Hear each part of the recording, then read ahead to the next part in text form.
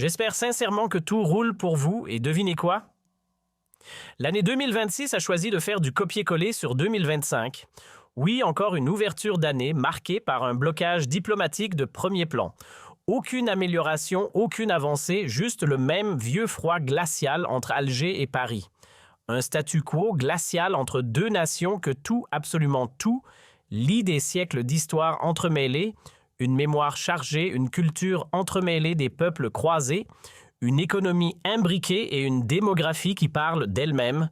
Soyons honnêtes, peu de binômes nationaux dans le monde sont aussi étroitement connectés, peut-être autant que Washington l'est de Mexico ou Madrid de Rabat. L'intensité de ce lien, c'est du niveau Tokyo-Séoul, Moscou-Kyiv ou encore Berlin-Varsovie. Des couples géopolitiques complexes, forgés par des passés parfois sanglants, souvent lourds mais toujours puissants. Ce ne sont pas de simples relations internationales, ce sont des cohabitations historiques, culturelles et stratégiques d'une densité exceptionnelle. 5 millions. C'est pas un chiffre tiré au hasard, c'est le nombre d'Algériens ou d'origine algérienne qui vivent aujourd'hui en France. Une réalité démographique humaine, sociale qu'on ne peut pas ignorer. Et inutile de remonter le fil de la colonisation ou de rejouer les débats sur la langue, ce tissu franco-algérien est là bien vivant, tissé de liens profonds, de familles mêlées de destins partagés. Des franco-algériens par millions, des binationaux, par centaines de milliers et surtout, des affaires, beaucoup d'affaires. Sur le continent africain, l'Algérie reste l'un des piliers économiques, pour Paris, deuxième partenaire commercial, pendant que la France, elle figure sans cesse parmi les principaux acteurs économiques d'Alger. Et pourtant, malgré ce poids mutuel, l'année 2026 débute sur un symbole glaçant. 2 ambassades, 2 capitales, 2 chaises vides. À Paris, l'ambassade algérienne a été désertée depuis l'été 2024. À Alger, le siège français est orphelin de son ambassadeur depuis avril 2025. Stéphane Romatet, toujours pas de retour à son poste. 8 mois d'absence au compteur. Et dans un geste rare, presque solennel, il a pris la parole sur RFI, ce grand canal de la diplomatie médiatique française. Une interview calibrée dans laquelle il tente de décrypter cette impasse entre les deux pays et d'esquisser entre prudence et lucidité les chemins d'un éventuel apaisement. Alors voilà la vraie question, ce rapprochement tant espéré qu'on n'a pas réussi à décrocher en 2025. Pourrait-il enfin se concrétiser en 2026? Depuis l'été 2024, c'est un bras de fer tendu entre Paris et Alger, un face-à-face, sans masque tendu, brutal, et ça fait maintenant plus de 18 mois que ça dure. 1 an et demi de silence pesant, de regards froids, d'hostilité latente. Et si rien ne bouge, on se dirige tout droit vers 2 ans de brouille officielle. Aujourd'hui, les relations sont réduites à leur plus simple expression.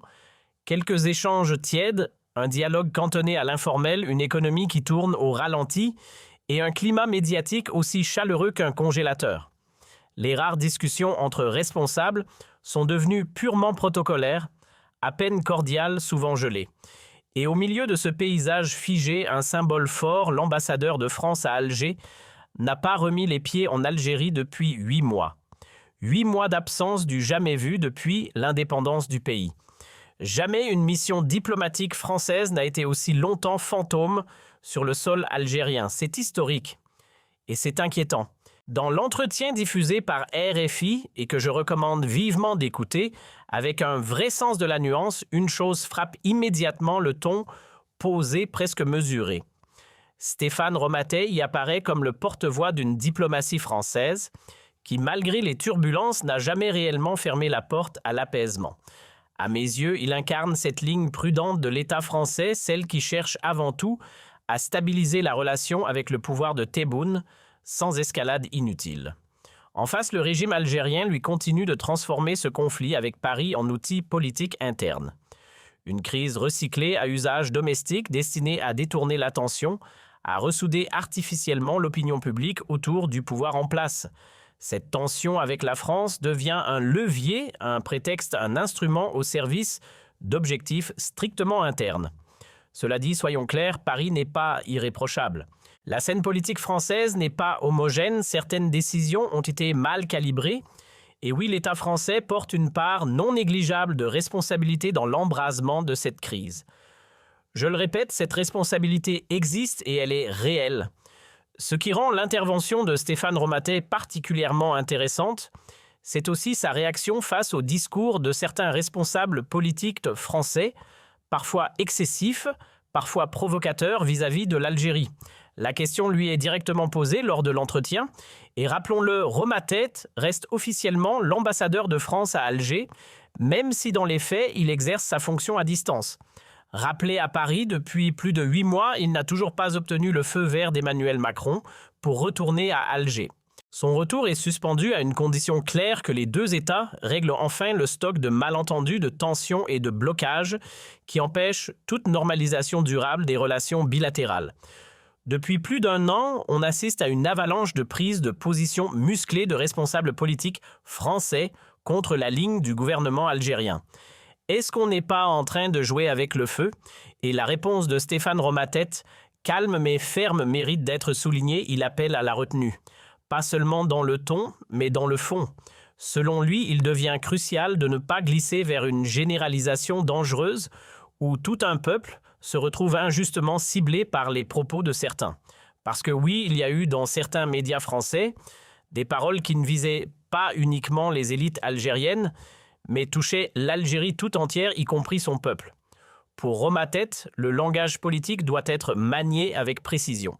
Il faut distinguer entre critique légitime d'un gouvernement et attaque injuste contre une nation entière.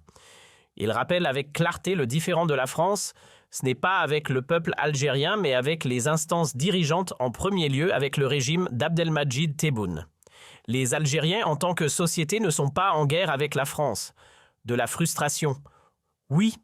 Des attentes, bien sûr. Et même des critiques parfaitement valables à l'égard de Paris. Mais tout cela entre dans le cadre d'un dialogue entre sociétés civiles. Ce n'est pas un conflit entre peuples. Ce n'est pas une animosité enracinée. Et c'est précisément cette nuance que Romatet défend arrêter de tout confondre. En réalité, le cœur du problème, ce n'est pas un conflit entre deux peuples, c'est une bataille d'appareils. Une confrontation froide, directe entre deux sphères de pouvoir, deux structures politiques, et à l'origine du blocage, une décision diplomatique qui n'est toujours pas digérée par Alger la reconnaissance, par la France de la souveraineté marocaine sur le Sahara occidental. Depuis ce geste, tout s'est enchaîné. Ce n'est plus un simple désaccord, c'est devenu une réaction en chaîne. D'un point de friction est née une avalanche de tensions secondaires. Le régime algérien a sorti l'artillerie lourde menace sur les intérêts économiques. Français, gel partiel de la coopération sécuritaire, blocage des laissez-passer consulaires nécessaires à l'expulsion des migrants algériens au profil jugé dangereux. D'autres dossiers sensibles sont aussi montés en pression, la gestion des mémoires historiques, la présence d'opposants politiques algériens sur le sol français et surtout la question explosive du MAC, ce mouvement indépendantiste kabyle, dont les activités en France agacent profondément Alger. Le régime de Tebboune pensait sans doute qu'en enclenchant cette série de représailles, il réussirait à mettre Paris dans l'embarras. Mais l'effet boomerang ne s'est pas fait attendre. En dehors de quelques tensions sur la question migratoire, la France n'a objectivement pas vacillé. Le pouvoir algérien s'est tiré une balle dans le pied en misant sur une stratégie qui s'est révélée contre-productive. En réalité, si l'on regarde froidement les faits, les dégâts côté français sont limités, très limités. Le seul impact concret, l'impasse sur les laissez-passer consulaires. Résultat, les expulsions de migrants algériens considérés comme menaçants ont été bloquées. Un point sensible, certes, mais isolé. Sur le plan économique, oui, il y a eu un petit frémissement. Les chiffres définitifs de 2025 sont encore attendus, mais les prévisions parlent pas d'une baisse de 25 à 30% des échanges commerciaux entre les deux pays, surtout sur les exportations françaises vers l'Algérie. Est-ce dramatique? Pas encore. Pas de quoi faire vaciller l'économie française, ni créer une crise bilatérale de grande ampleur. En clair, mis à part ces deux volets, l'économie et les tensions migratoires, la France reste droite dans ses bottes. Aucune reculade sur la question du Sahara occidental. Aucun changement de cap vis-à-vis du régime d'Abdelmadjid Tebboune et surtout aucune concession face au bras de fer lancé par Alger. Le message d'Alger était pourtant limpide. Tant que vous soutenez Rabat, pas question pour nous de coopérer sur les expulsions ni de collaborer sur les réseaux de migration illégale. Mais Paris n'a pas cédé, zéro pli, pas d'accord sous pression. Et comme si le bras de fer n'était pas déjà assez tendu, un autre personnage entre en scène, Bruno Retailleau. Avec lui, la politique française vis-à-vis d'Alger prend un virage encore plus dur, fini les passe-droits, adieu les privilèges de visa accordés aux officiels algériens, y compris ceux qui circulaient tranquillement avec leur passeport diplomatique. Le ton est donné. Dans cette ambiance de tension croissante, les partis nationalistes français en embuscade depuis des années ont vu une opportunité en or. L'extrême droite, nourrie par cette crise, s'est engouffrée dans la brèche. Résultat, plus de visibilité, plus de discours clivants et surtout, plus de voix dans les sondages. Ironie du sort, la crise déclenchée par le président Tebboune n'a pas ébranlé la France. Elle a en revanche servi de tremplin à ces courants politiques les plus hostiles à l'Algérie. Pire encore, ces mouvements ultra-anti-algériens, jusque-là marginaux, ont désormais pignon sur rue. Leur discours est amplifié, leur influence grimpe. Et voici le vrai risque si cette fracture diplomatique s'étire jusqu'en 2027, alors l'Algérie, qu'elle le veuille ou non, deviendra un thème central dans la campagne présidentielle française. Un terrain de jeu idéal pour les candidats les plus durs, les plus populistes et ceux qui rêvent d'instrumentaliser l'image de l'Algérie pour récolter des votes. Et attention, car les conséquences politiques pourraient être explosives. Si la tension persiste, les figures les plus virulentes, les partis, les candidats les plus ouvertement anti-algériens, risquent fort de séduire une partie massive de l'électorat. Pourquoi ? Parce que l'opinion publique, elle observe une série de blocages, et pas des moindres. Lorsqu'un État refuse les expulsions de ses ressortissants, dangereux bloque la délivrance de documents consulaires, tourne le dos à la coopération contre les réseaux criminels ou freine la lutte contre l'immigration clandestine, il envoie un message. Un message qui peut facilement être interprété comme une opposition directe aux intérêts du peuple français. Et dans ce vide, certains politiques se frottent les mains. D'ailleurs, c'est là que le discours de Stéphane Romaté devient intéressant. À contre-courant des tensions, il insiste « Le conflit est politique, pas populaire. Le désaccord, selon lui, se limite au cercle du pouvoir.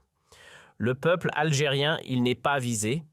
Et la France, dit-il, n'a aucun problème avec lui. Mais voilà, il y a l'affaire Christophe Glaise, un dossier qui fait tâche. Souvenez-vous, en mars 2025, Abdessamed Bamsa est condamné à 5 ans de prison. Et parmi les pièces à charge, que trouve-t-on ? Des échanges sur WhatsApp. Oui, des messages privés envoyés à Stéphane Romaté lui-même. Des blagues, du sarcasme, des critiques des dirigeants algériens en privé, rien de public. Pourtant, cela a suffi à justifier une condamnation.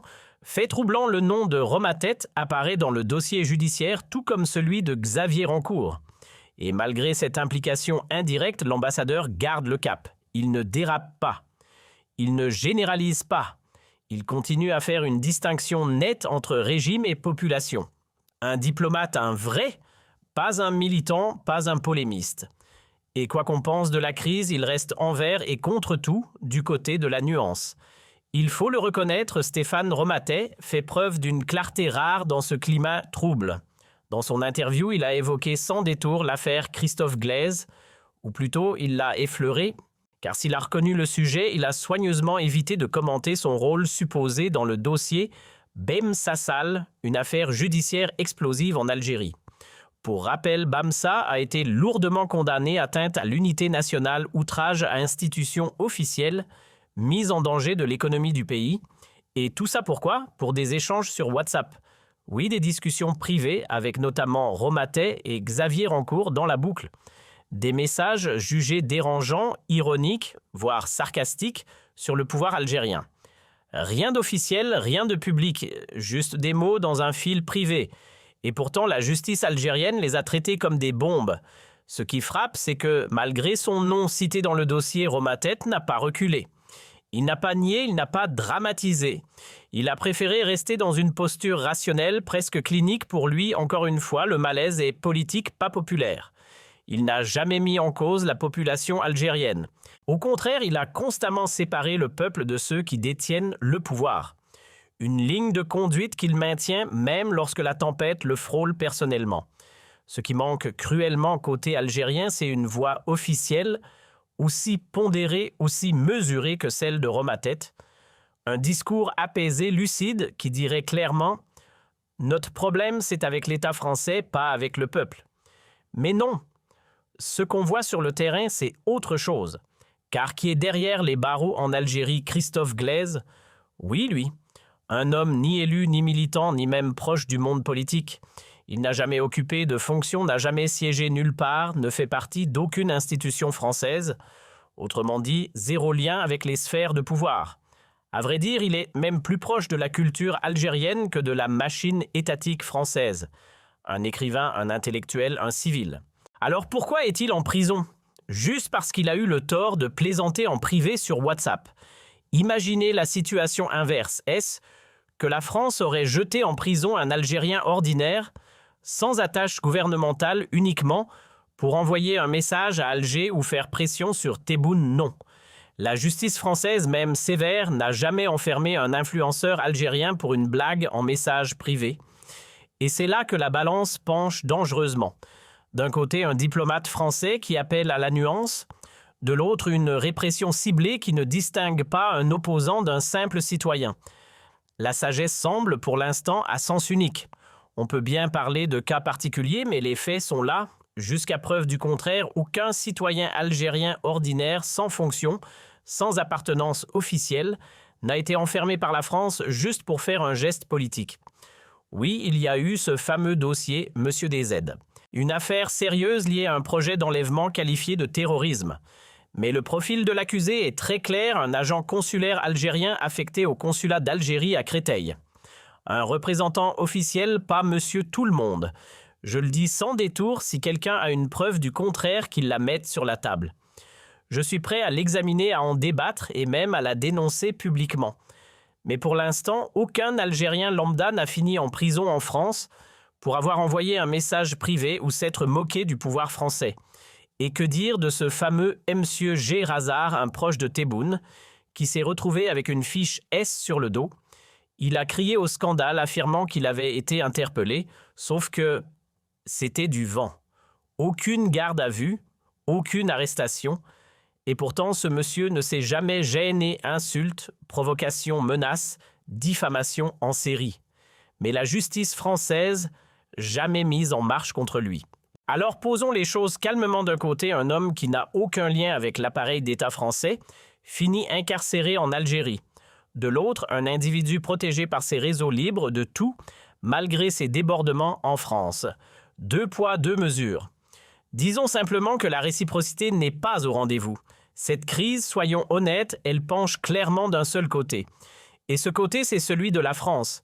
Parce qu'en face, le régime algérien, à force de taper du poing sur la table, finit par apparaître comme l'agresseur, et même pire comme le coupable désigné. À force de brutalité diplomatique, de discours rigides et de gestes de défiance, le pouvoir algérien donne lui-même les munitions à ceux qui veulent le pointer du doigt. Il s'enferme dans un rôle qu'il aurait pu éviter. Pendant ce temps, Roma Tête lui incarne une autre posture mesurée, posée, presque pédagogique. Oui, certains responsables français en font trop, certains propos dépassent les bornes. Mais il faut le rappeler, sans cesse, critiquer un gouvernement, ce n'est pas s'attaquer à une population. Distinguer un régime d'un peuple, c'est la base. Et c'est ce que j'essaie de répéter inlassablement dans mes vidéos. Parce que dans ce genre de crise, il faut avant tout remettre les mots à leur place. Le vrai nœud du problème, il est là, c'est le cercle fermé autour de Tebboune. Ce n'est pas les Algériens. L'hostilité envers la France qu'on attribue au peuple algérien est une illusion. Un mythe savamment entretenu. Les chiffres ne mentent pas. Entre 2021 et 2025, plus de 54 000 Algériens ont quitté clandestinement leur pays via l'Espagne. Et où vont-ils? Dans l'immense majorité vers la France. 80%, 90% selon les sources. Quand un Algérien part, il ne rêve pas d'exil à l'autre bout du monde, il vise l'Hexagone. Pourquoi? Parce que la France reste malgré tout un lieu familier. On y parle la langue, on y retrouve des proches, on s'y adapte plus vite. Il y a une mémoire commune, une culture partagée, des repères, même dans l'exil. Il y a une chose que beaucoup oublient, malgré les tensions, malgré les discours hostiles, la France reste un pays dans lequel une majorité d'Algériens se sentent à leur place, parce qu'il y a des repères, une forme de stabilité, un environnement où globalement ils peuvent vivre, s'adapter, exister. Ce n'est pas un paradis, non.